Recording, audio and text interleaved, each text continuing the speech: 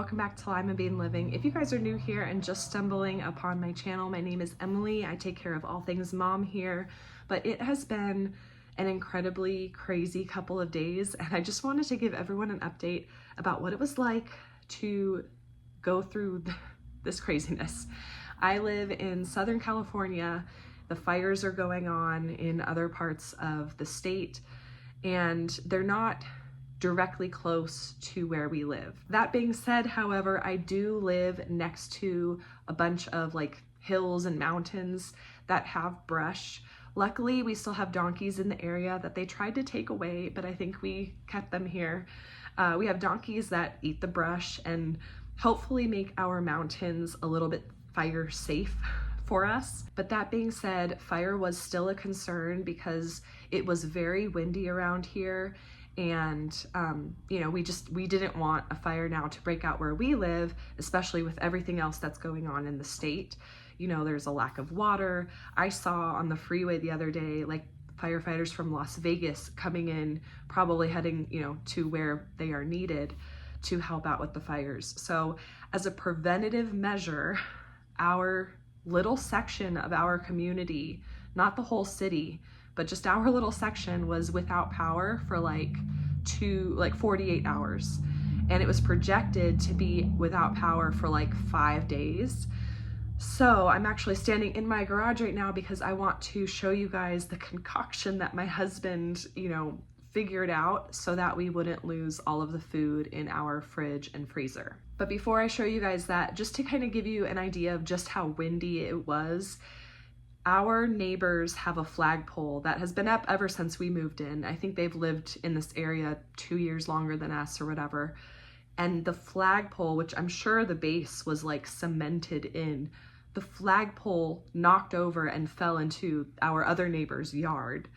One of the branches from our very healthy avocado tree like blew off, and it was just so incredibly windy. It happened to be on trash day, and they still managed to come around and try to pick up people's trash.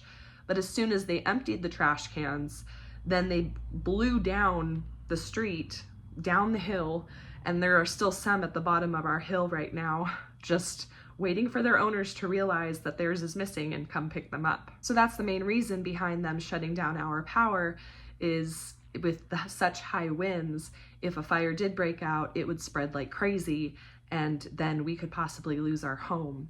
And I'm thankful that we took the precautions to keep our neighborhood safe. However, I wasn't anticipating it. So the power went off, I believe, in the middle of the night from Tuesday to Wednesday. And then we were out without power all day Wednesday. I bought glow sticks and brought out some candles and stuff like that to have some light on Wednesday night. We were without power all day Thursday. And then last night, in between Thursday, Friday, that sleep period, the power actually came back on, but we weren't anticipating the power to come back on until Sunday. I was mainly concerned about the food in our freezer and our fridge. That would be a lot of waste, a lot of money wasted, and then food wasted as well. Obviously, being able to use our vacuum, use our microwave, run the dishwasher, those are all, added things that it would have been nice, but I made do. And I think if I wasn't pregnant and exhausted, and if I was just by myself, it would have gone unnoticed, essentially, that we didn't have power. I managed, we still have gas, so I was able to like light a match, get the stove going. I had to boil water for the kids to take a bath at one point, and I was able to cook dinner just fine, reheat it on the stove. And, we managed, and I was prepared to pretty much do that until we got our power back on. But I'm so thankful that I went through like a subtle panicky prepper mode a couple months ago, and Juan had been kind of stocking up on huge battery packs and little solar panels that can charge the battery packs that we can use to power our fridge and freezer and other things that we would definitely want to use for power, like charging our phones and things like that. But the tricky part is charging the batteries quick enough so that the fridge and freezers aren't off long enough for the food to go bad. So we don't actually have a generator. That was going to be a really big expense. Juan did consider getting, like, really it's an investment if you look into it, but getting like Tesla batteries. Had we made that investment, which we decided not to because it's expensive, we could have pretty much had our whole house running except for the AC. So we could have had lights, even fans, our fridge powered, all of that except for the AC. But we didn't get that because, you know, we have other expenses and it's just not for us right now. However, he's looking back and like, that would have been a great thing to have right now.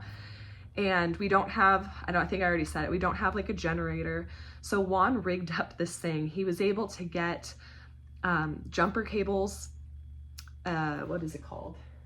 A pure sine wave inverter. And he cut the jumper cables, connected the jumper cables to the battery of our car, took the cut end and rigged it up with the pure sine wave inverter. That thing then sent power to our 2 big batteries, and then our fridge and our freezer were plugged into each battery. And that was able to keep everything up and running. When we needed to charge the battery, I had to open the hood of the car, turn the car on, and turn on the inverter, and then turn off the export part of the batteries. So the fridge and freezer had to be off, the batteries could get charged up. I'd have to have the car like running in the front of our house for anywhere from 1 to 3 hours for it to be fully charged. And then those batteries kept everything going for at least half a day. So we really only had to recharge the batteries once or twice a day. And I'm just so thankful that my husband is smart enough to figure this out, because otherwise all of our food would have gone bad. We had no power for 48 hours and we were anticipating it would be a lot longer. So you can see the jumper cables here. It's actually connected to a separate car battery. This was another adjustment that Juan made. He hooked our car battery up to this car battery, and then this car battery, he rigged it to go to the pure sine wave inverter. And then the sine wave inverter at one point had 2 connections here. I think we had to charge them one at a time, but these are our big battery packs. And let's see how charged they are now, because okay, that's at 11%. We can recharge that soon.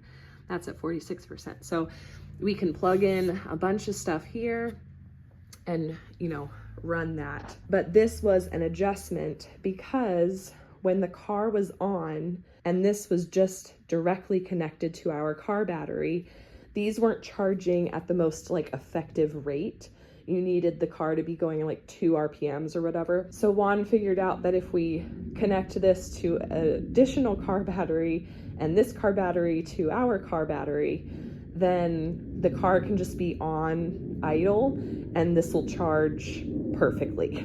Now, I have taken some like physics courses where we've kind of talked about this, but it's been so long and, you know, I can't fluently speak about it. I'm sure if I like revisited the course, I could explain things well, but I just gotta say, I'm so thankful that Juan is knowledgeable in that area and he really took care of our family. I was able to, you know, still feed the kids and kind of go about business as usual and not feel the full effects of this power outage.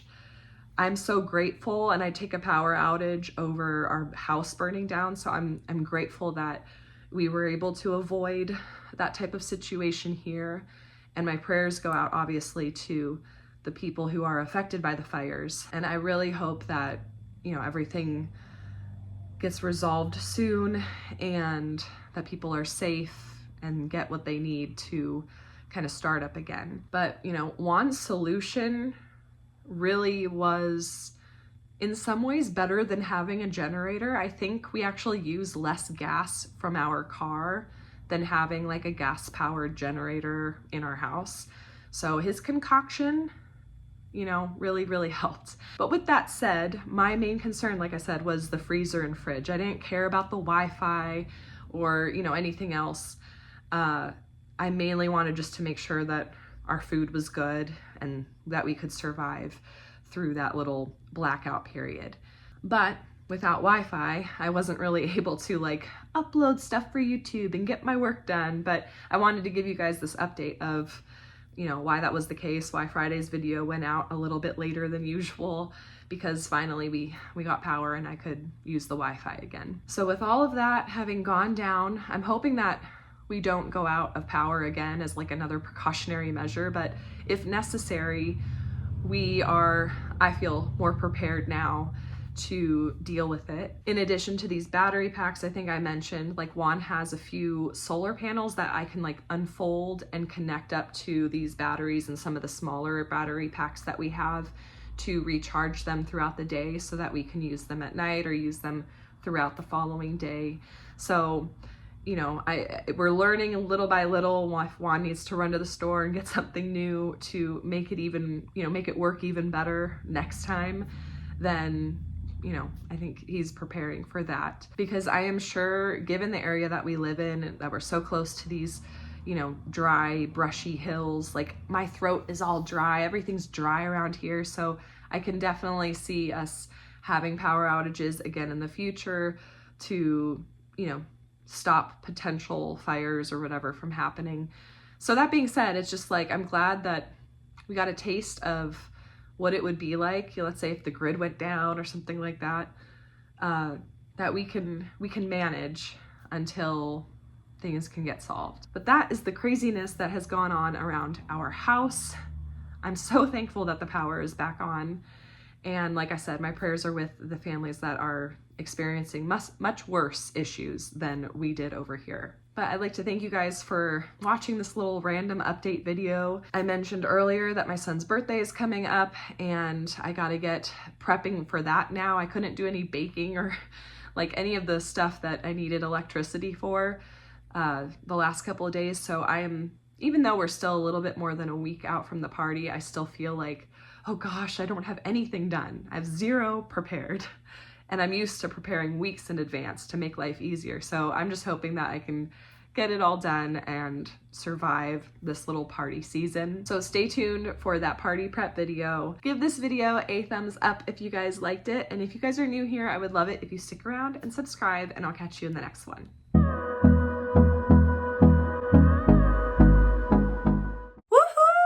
You've made it to the end of the video. If you didn't know already, every Monday and Friday, you can find motherhood and lifestyle content on this channel. And since us moms have to do it all, that may mean yummy recipes, easy DIYs, mom hacks, cleaning and organization, or just a combo of everything. Please know that you are loved and you are made for greatness, and I will catch you in the next one.